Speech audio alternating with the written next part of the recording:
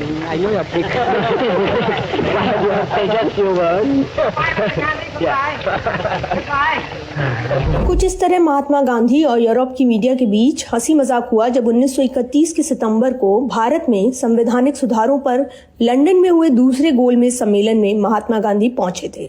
वैसे तो गांधी अपने छात्र जीवन में भी यूरोप जा चुके थे, लेकिन बतौर राजनेता उनका ये वो दौरा था जिसे लेकर यूरोप की मीडिया बेहद उत्साहित थी और रेडियो से लेकर अखबारों में उन्हें भारत से आया वो शख्स कहा गया जो पश्चिम के लिए एक मिस्ट्री मैन बन चुका था, जिनकी पहली झलक के लिए 1931 के सितंबर में तेज बारिश के बीच लंदन में लोग कुछ इस तरह उनका इंतजार कर रहे थे मानो कोई रॉक स्टार आया है। यकीन न हो तो ये चिल्लाने की आवाजें सुन लीजिए।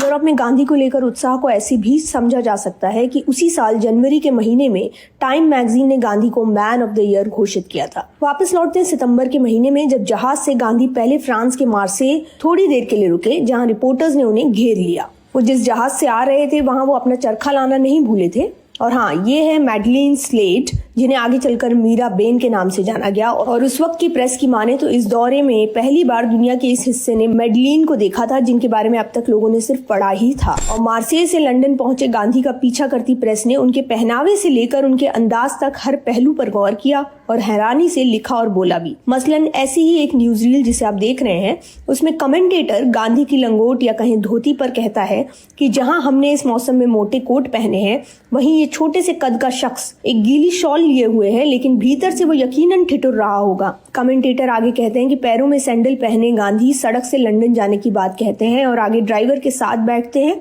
ताकि सब कुछ देख पाएं। और यह है लंदन का फ्रेंड्स मीटिंग हाउस, जहां लोग उनकी एक झलक के लिए व्याकुल हैं। हालांकि उन्हें निराशा हाथ लगी जब वो पीछे के रास्ते से अंदर गए, लेकिन फिर जब बाहर निकले तो कमेंटेटर कहता है कि लोगों को सिर्फ उनकी झलक नहीं, वो अच्छे से दिखे, यहाँ तक कि उनके घुटने भी दिखे। जब वो इस इमारत से बाहर आते हैं तो एक रिपोर्टर उनसे बात करने की कोशिश करता है